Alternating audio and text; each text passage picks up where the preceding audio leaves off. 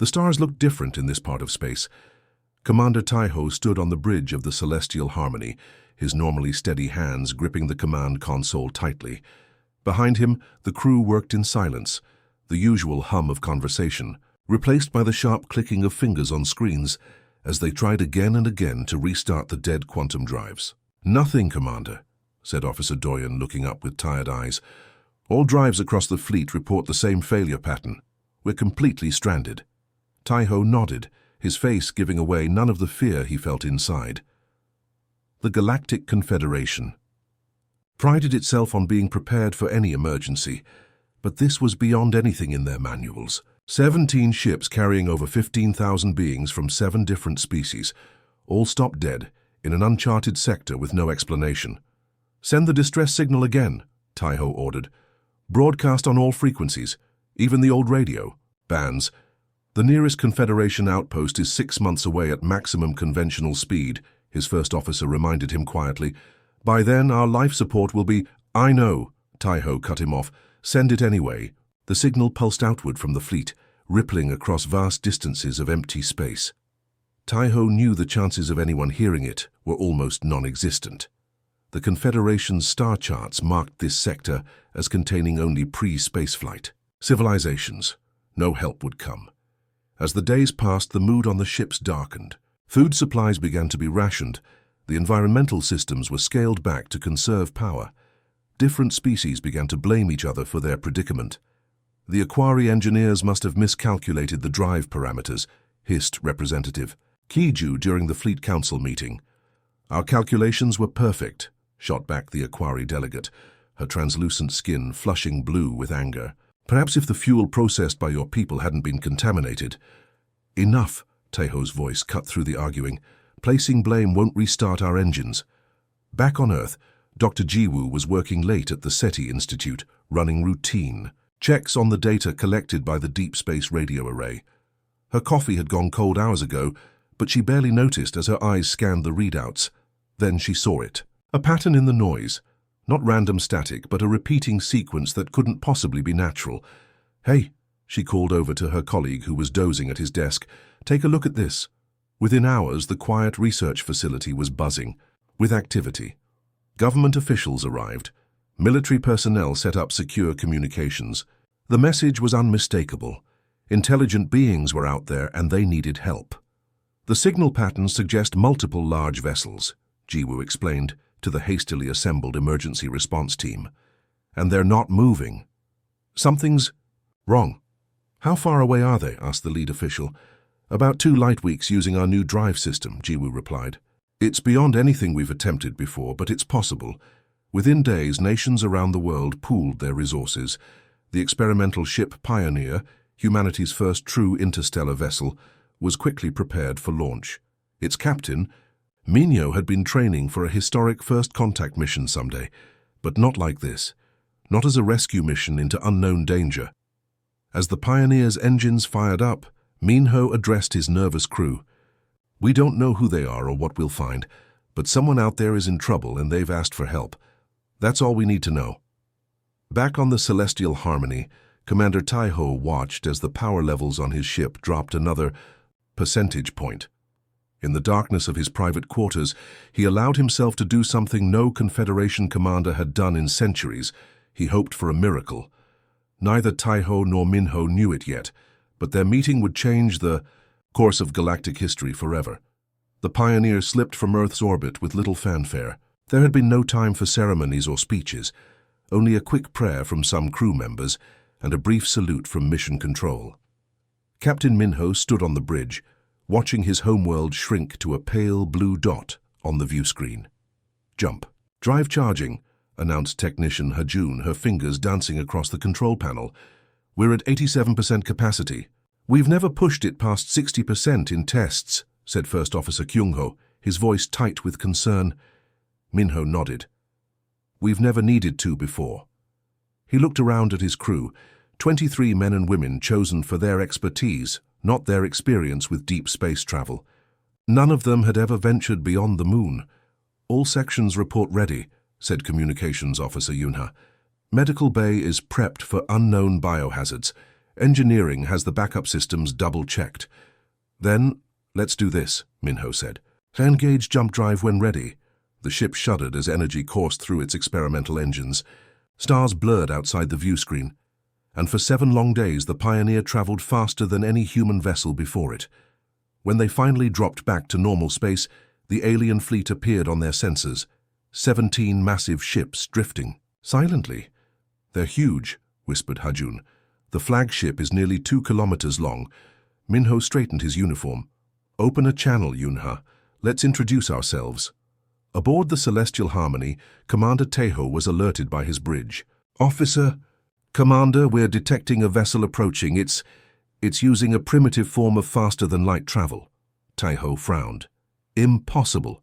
There are no spacefaring civilizations in this sector. The vessel is hailing us, the officer continued, confusion evident in his voice.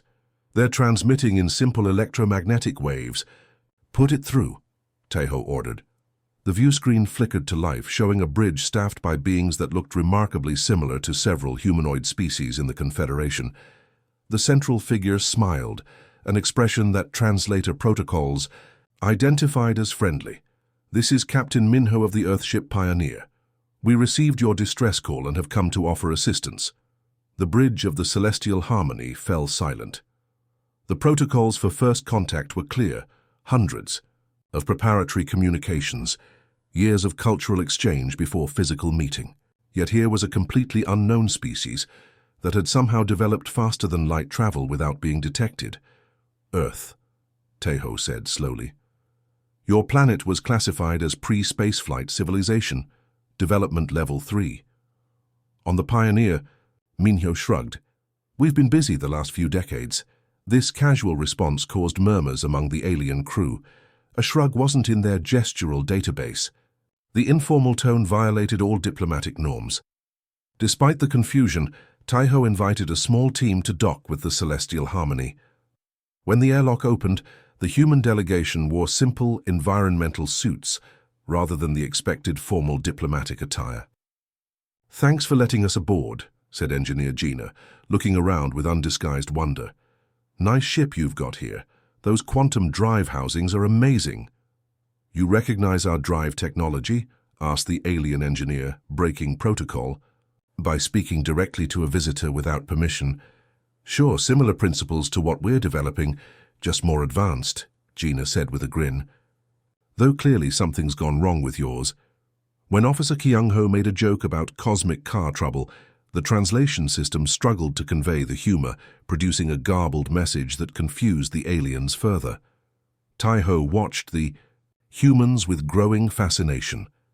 They violated every rule of proper contact procedure, yet their eyes shone with genuine curiosity, and their offer of help seemed sincere. Perhaps this unexpected encounter would prove fortunate after all. Chief, Engineer Subin ran her hand along the smooth metal casing of the quantum drive. It hummed softly beneath her fingers, still alive but clearly broken in some fundamental way. Behind her, the alien engineers watched with barely concealed impatience. Please don't touch that, said Senior Technician Wuri, his voice translated into flat English by the communication device. Those casings are sensitive to organic oils. Subin pulled her hand back. Sorry, on Earth we learn a lot through touch. Primitive but understandable, Wuri said to his colleagues in their own language, forgetting the translators worked both ways. Subin pretended not to hear. She'd faced enough doubters back home when she'd become the youngest lead engineer at the space agency. These aliens, for all their advanced technology, weren't so different from the old men who'd questioned her abilities. The engineering bay of the Celestial Harmony was vast, gleaming with technology, centuries beyond Earth's development. Subin's team, 5 engineers chosen for their problem-solving skills rather than their experience with faster-than-light travel, spread out to examine different components under the watchful eyes of their alien counterparts. Have you checked for crystalline fractures in the containment field? Asked Gina, peering at a holographic display. 3 times, replied an alien engineer. We've performed all standard diagnostics. Hyun Woo, the youngest of the human team, was studying data readouts on a tablet. When did the failures begin? All ships simultaneously, or was there a sequence? Near simultaneous, answered Woory, within 2.3 minutes of each other. Commander Taiho entered the engineering bay, his tall frame commanding immediate attention. How goes the inspection? He asked. The pause making it clear he considered this a mere diplomatic exercise. Your people are very thorough, Subin answered. They've tried every standard approach. Perhaps because standard approaches are based on millennia of proven quantum mechanics, said Woory. Subin smiled. Sometimes fresh eyes see old problems differently. Taiho gestured for the inspection to continue. By all means, we appreciate your enthusiasm. For hours, the human team combed through data, examined components, and asked questions that the aliens found increasingly strange. Where were these quantum core minerals mined? Subin asked, looking at a report. The Kyrios asteroid belt, answered Woory. The purest source in the quadrant. All of them. For all 17 ships. Of course, why use inferior materials? Subin shared a look with her team. And have you encountered this type of space before? This specific blend of radiation and cosmic particles? The alien engineers fell silent, exchanging glances. You haven't considered environmental factors, Subin said, excitement building in her voice. Look at these spectral readings from outside the ship. This sector has unique radiation patterns. What if they're interacting with something specific in your core minerals? She pulled up data from different ships, correlating failure patterns with mineral composition. The aliens crowded around, their dismissive attitudes giving way to cautious interest. There, Subin pointed to a pattern forming on the screen. All cores from the same asteroid belt, all reacting the same way to this sector's radiation. It's like putting the wrong fuel in a car. A what? Asked an alien engineer. Never mind, Subin said. The point is, your minerals have trace elements that become unstable in this environment. That's why all ships failed at once when you entered this sector. Commander Taiho studied the data, his expression unreadable. If this is correct, why didn't our sensors detect it? Because you weren't looking for it, Yanwu said. You were, looking at the technology, not the environment. For a moment, tension filled the room. Then Woory spoke, his tone slightly warmer. The theory is worth testing. Subin nodded, trying to hide her smile. It wasn't outright acceptance, but it was a start. The conference room aboard the Celestial Harmony buzzed with tension. On one side sat the alien engineers, their holographic displays showing complex equations and simulations. On the other side, the human team huddled around physical models they'd built using materials from the Pioneer. You propose to replace our quantum stabilizers with copper? Chief Engineer Woory's voice contained equal parts horror and fascination. Subin nodded, holding up a small device cobbled together from Earth technology and salvaged alien components. Not exactly copper. We've treated it with a carbon nanocoating that should shield it from the radiation in this sector. Should? Commander Taiho raised an eyebrow. In theory, Subin admitted. Look, your way might work too, rebuilding the entire containment field matrix, but that would take months. Our way might get one ship moving in days. The alien engineers exchanged glances. Their solution was elegant, comprehensive, and followed all established quantum principles. The human solution was messy, improvised, and broke at least 7 fundamental rules of drive engineering. It's a patch job, said Woory dismissively. Yanwu, who had been quiet until now, leaned forward. When I was a kid, my granddad's fishing boat broke down miles offshore. Engine died completely. He fixed it with a shoelace and a piece of chewing gum. The alien stared at him. The point is, Yanwu continued, sometimes you work with what you have, not what you wish you had. Gina spread out the technical drawings they'd prepared. We've modeled everything. The Earth materials will degrade, eventually, but they'll get you moving. Once you're out of this radiation zone, you can repair properly.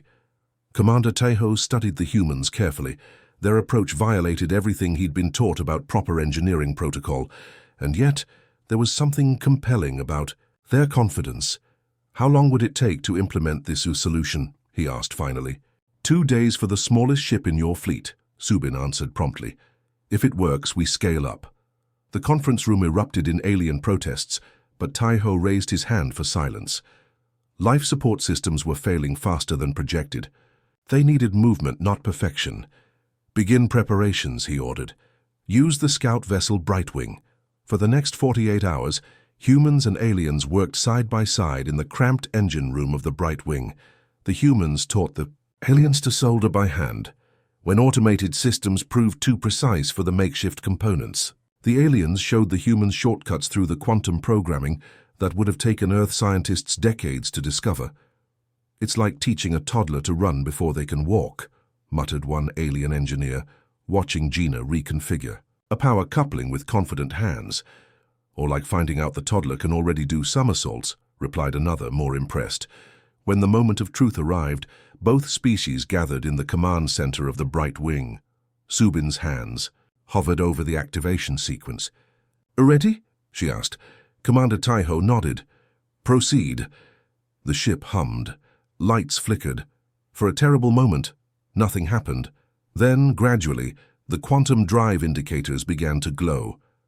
Not the usual bright blue of full power, but a steady amber of partial function. 38% efficiency, announced Woory, disbelief in his voice. "It's working." The humans exchanged tired smiles. Taiho watched them with new eyes.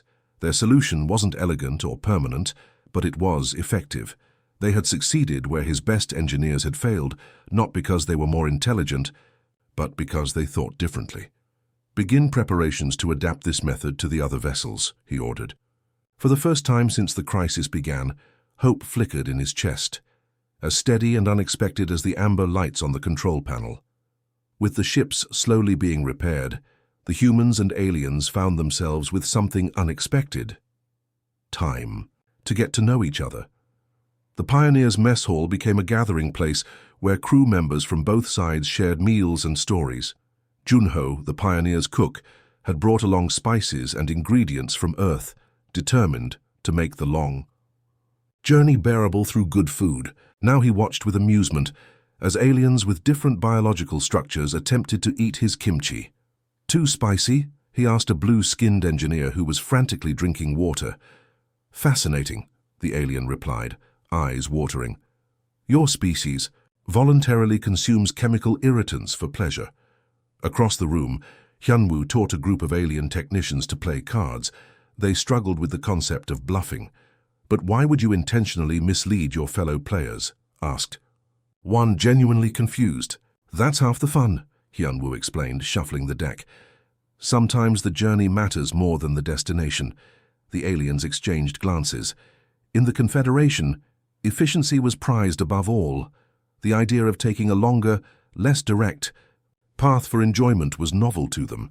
Commander Taiho observed these interactions with growing interest. The humans lacked the Confederation's technological advancement, yet they possessed a warmth and adaptability his people had forgotten over millennia of progress. On the 6th day of repairs, alarms blared across the fleet. The Nebula Seeker, one of the smaller ships housing the Illyri, a species with delicate respiratory systems, had suffered a catastrophic failure in its life support systems. Estimated time to toxic levels: 3 hours, reported Officer Doyen. "Repair teams can't reach them in time." "Evacuate them to other vessels," Taiho ordered. "All nearby ships are at maximum capacity due to previous system failures," Doyen replied. "The diplomatic vessel could take them, but the authorization protocols for non-emergency personnel transfer require a council vote." Captain Minho, present for the briefing, looked bewildered. "You need to vote on whether to save them." "It's procedure," explained Taiho. "The Illyri are a protected species. Their environmental needs are complex. Without proper authorization, they can come aboard." "The Pioneer," Minho interrupted. "We'll make room." The alien officials stared at him. "Your vessel is already at 98% capacity," said a Confederation representative, "and you lack the specialized atmospheric processors the Illyri require." "We'll figure it out," Minho said firmly. "Our medical officer Yuna has been studying Illyri physiology. We can modify our air filtration system." Without waiting for further discussion, he contacted his ship. "Yuna, we need to prepare for 30 Illyri guests. Their ship's life support is failing." By the time the Confederation representatives had drafted the first paragraph of the emergency transfer request, The humans had already begun converting their cargo bay into a temporary Illyri habitat. Crew members volunteered to bunk together, giving up private quarters. Engineers worked alongside Una to adjust oxygen levels and install hastily designed filtration units. When the Illyri arrived, frail and frightened, they found not just a survival space but a welcome. Crew members had painted a sign in their language, "Home away from home." 3 days later, Commander Taiho visited the Pioneer. He found the Illyri not just surviving but thriving, integrated into ship activities despite their physical differences. One was even helping in the kitchen, teaching Janho how to prepare a traditional Illyri dish. "I don't understand," Taiho said quietly to Minho. "You had no obligation to help. There was no treaty requiring it. Your ship is overcrowded now, your resources stretched thinner." Minho looked surprised at the question. "They needed help. That's all there is to it." Taiho watched the humans and Illyri working together, laughing despite having met just days ago. Something long dormant stirred within him, a recognition that in their headlong rush toward advancement, the Confederation had left something precious behind. A warning blared across all communication channels. Officer Doyun's face appeared on screens throughout the fleet, his usually calm demeanor replaced with urgency. Massive solar flare detected from the nearby star. Impact in 43 minutes. All ships raise shields to maximum. In the command center of the celestial harmony, Commander Taiho quickly assembled his crisis team. The holographic display showed the approaching wave of deadly radiation, far larger than anything their weakened ships could withstand. "Damage projections?" Taiho demanded. "Critical," replied his science officer. "The radiation will overload. Compromise shields and destroy the repair work we've completed. We may lose up to 7 ships completely." "Implement Protocol 12B," ordered a high-ranking Confederation official who had joined the call. His voice was steady, emotionless. "Divert shield power from the most damaged vessels to protect the others." Captain Minho, who had been invited to the emergency meeting as a courtesy, looked up sharply. "What does that mean exactly?" "It means," Taiho explained reluctantly, "that we concentrate our resources on the ships most likely to survive. The others, you're going to sacrifice them." Minho's voice rose in disbelief. "There are thousands of people on those ships. It is the logical solution," the official stated. "We save the many by sacrificing the few. The needs of—" "No." Minho stood up, his hands flat on the table. "There's another way." Back on the Pioneer, Minho gathered his crew. The plan was risky, possibly suicidal, but they had little time to debate. "The Pioneer's experimental drive creates a particle field during jump preparation," he explained quickly. "Dr. Jiwoo believes we can modify it to deflect the radiation." "But we'd have to position directly between the fleet and the flare," said Hajun, understanding dawning on her face. "Our shields aren't designed for that kind of punishment." "We might not survive," Minho acknowledged. "But 17 ships full of people definitely won't if we do nothing." No one spoke for a moment. Then Subin stepped forward. "I can reconfigure the drive to expand the field. It won't be pretty, but it might work." One by one, the crew nodded their agreement. No votes, no debate about acceptable losses. Just a simple, unanimous decision to help. Commander Taiho was in the middle of evacuation orders when Minho's message arrived. "What do you mean you're moving the Pioneer?" he demanded. "The radiation will hit in 20 minutes. Return to safe distance immediately." "Can't do that," Minho replied, his voice crackling over the comm. "We're going to use our jump drive field as a shield. Get your people to the core sections of your ships, just in case this doesn't work as well as we hope." Taiho watched in stunned silence as the tiny human vessel maneuvered into position, directly in the path of the oncoming solar storm. "This is madness," whispered the Confederation official. "They've known us for less than 2 weeks. Why would they sacrifice themselves?" On the Pioneer, warning lights flashed as the drive core was pushed well beyond safety limits. The ship groaned under the strain. "Field expanding," reported Subin, her voice steady despite the sweat on her brow. 10 kilometers, 15, 20. Outside, a shimmering blue barrier expanded from the human ship, growing until it encompassed the entire alien fleet. The Pioneer itself shuddered violently as the first radiation waves hit.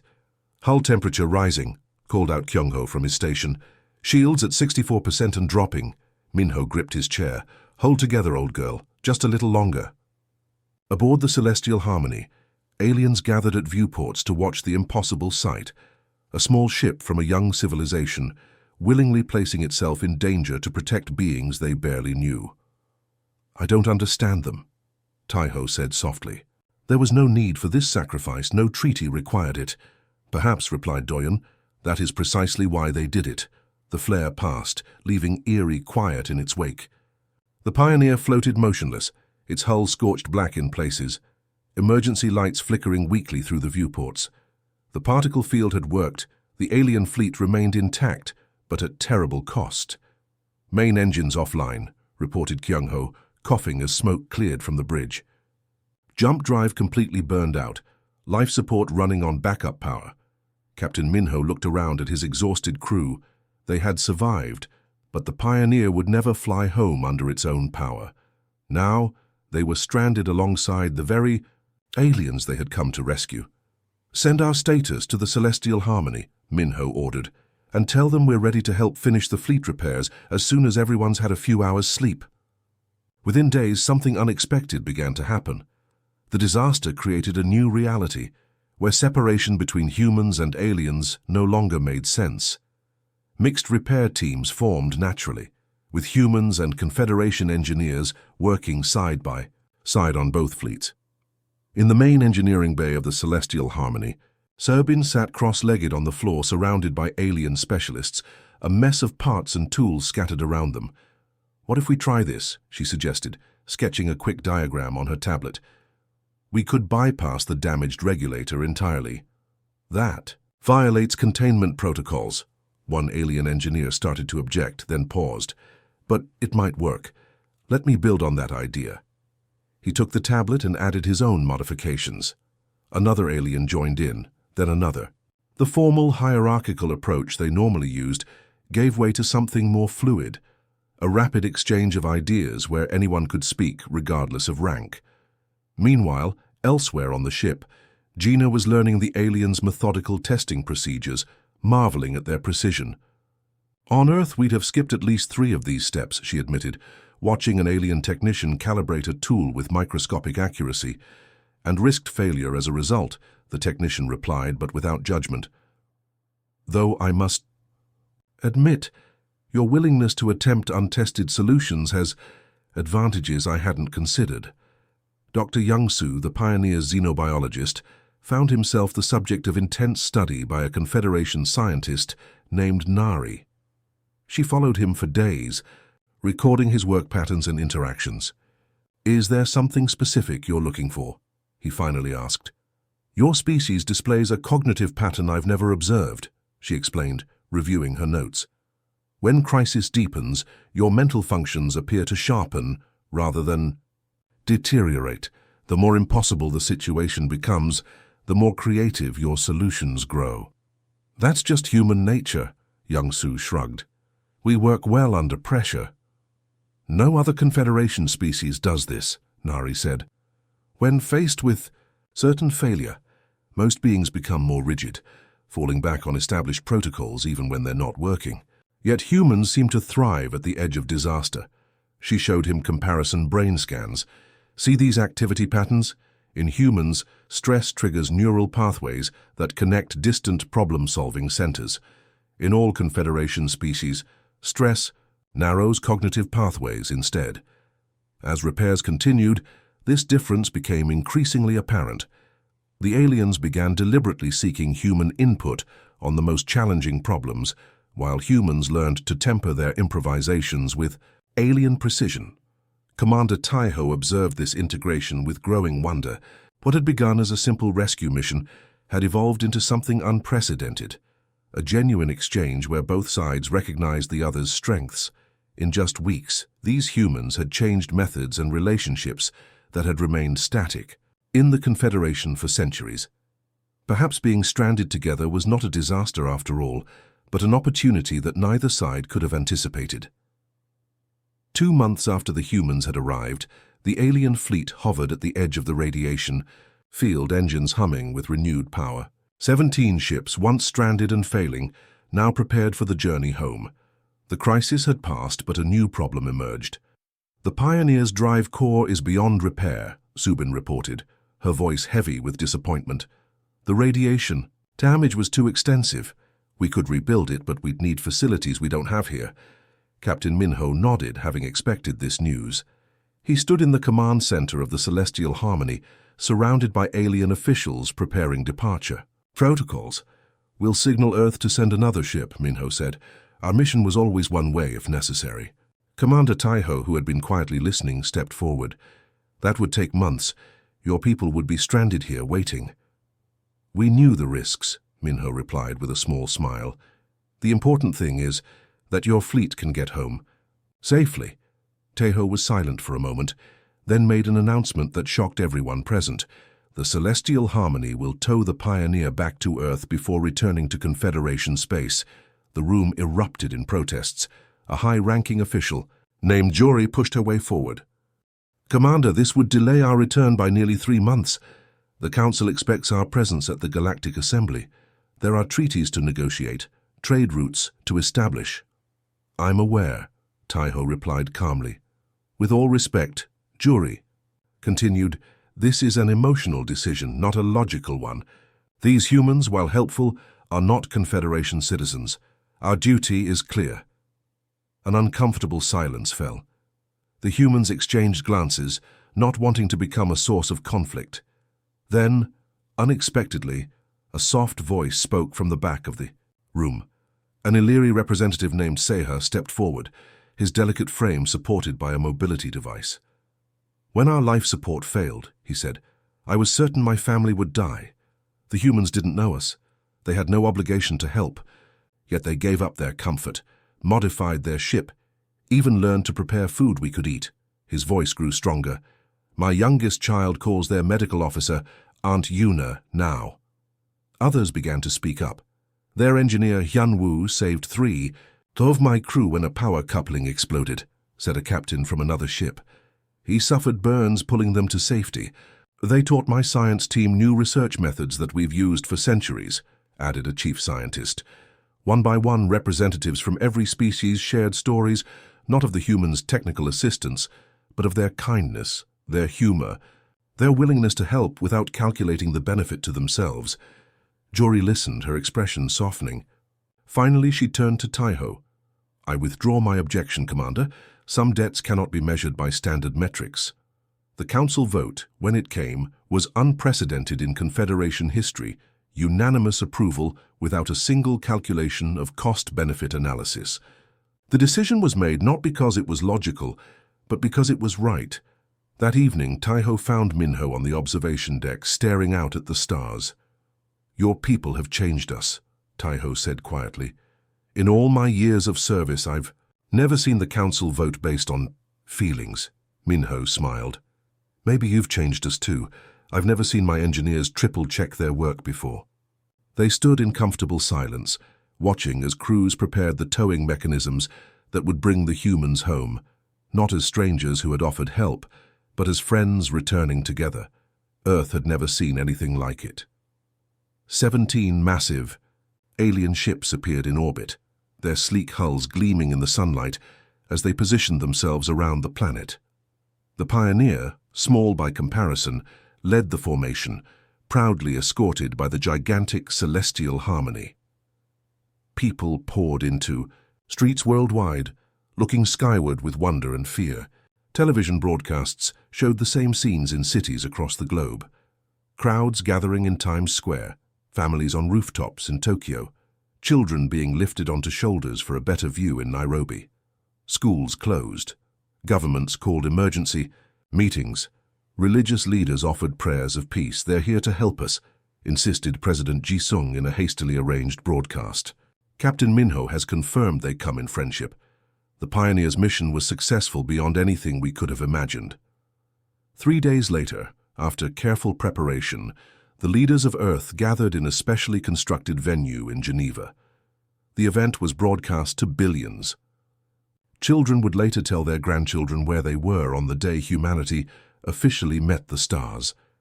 Captain Minho stood on the stage alongside his crew, their uniforms freshly pressed for the occasion. Beside them, Commander Taiho and representatives from each of the 7 Confederation species waited as the audience settled. "People of Earth," Commander Taiho began. His voice translated into hundreds of languages simultaneously. "3 months ago, your ship Pioneer answered our distress call when we were stranded without hope. Today, we return your brave crew home. But we bring something more, an invitation." A murmur ran through the crowd. For 10,000 years, the Galactic Confederation has existed as a union of spacefaring civilizations. New species typically undergo centuries of observation before being considered for membership. Taiho paused, looking around the room. "Today, we break with that tradition. The Confederation Council has voted unanimously to offer humanity immediate membership." The hall erupted in gasps and applause. President Jisung, seated in the front row, appeared momentarily speechless. "For you may wonder why," Taiho continued when the noise subsided. "Your technology lags centuries behind ours. Your planetary governance is fragmented. By standard metrics, Earth would not qualify for consideration for at least 300 years. He stepped away from the podium, moving closer to the edge of the stage. But standard metrics failed to measure what truly matters. When our fleet was stranded, your people showed us what we had forgotten over millennia of advancement. You reminded us that technology without compassion is empty. Efficiency without creativity is stagnation. Protocol without purpose is meaningless." From the audience, a child called out, "What did we show you?" Taiho smiled, an expression he had learned from the humans. "You showed us how to care without calculation, how to laugh in the face of impossible odds, how to see problems not as threats, but as puzzles waiting to be solved. These qualities cannot be measured in databases or predicted by algorithms, yet they are the foundation upon which true civilization must be built."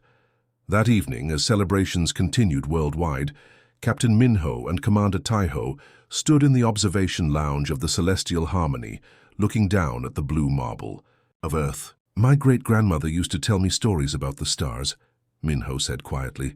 "She said they were waiting for us, that we belonged up there among them. I never thought I'd live to see her proven right." Taiho nodded. "In our oldest texts, there is a prophecy about a young species that would remind the elders how to see the universe anew. For generations, we thought it was just a story. And now," Minho asked, "now I understand that some stories exist because they must become true." Taiho turned from the window. "Your people have much to learn from the Confederation, but perhaps we have even more to remember from you." Below them, Earth turned, its lights blinking on as night spread across continents, a planet on the threshold of a journey beyond imagination, bringing not just its technology to the stars, but its heart.